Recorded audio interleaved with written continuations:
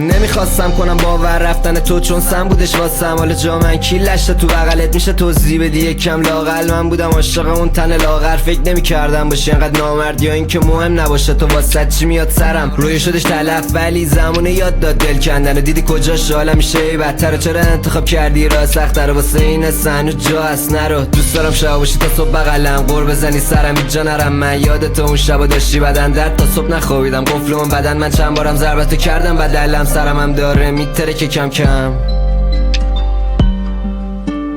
چند بارم ضربتو کردم بدلم. سرم هم داره میتره که کم کم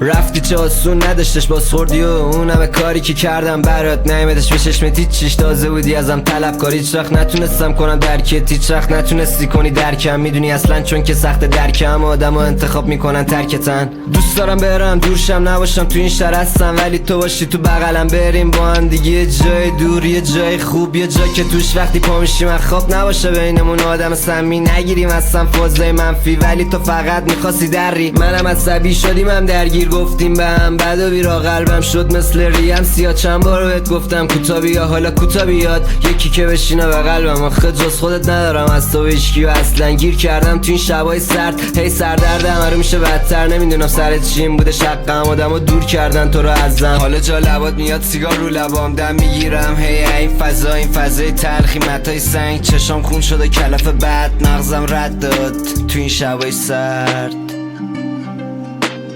مغزم رد داد تو این شبای سرد.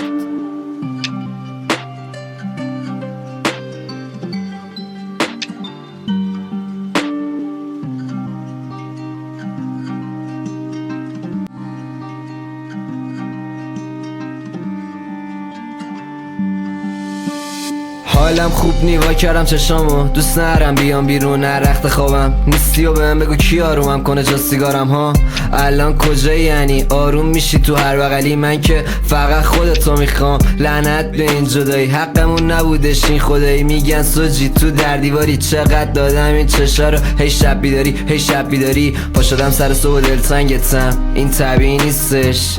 هی کردم ریسک شبامون شیک شه ولی نشدش. میدونی این شبا سیاه روزا شما زیر این آسمون کبودیم. این شبا سیاه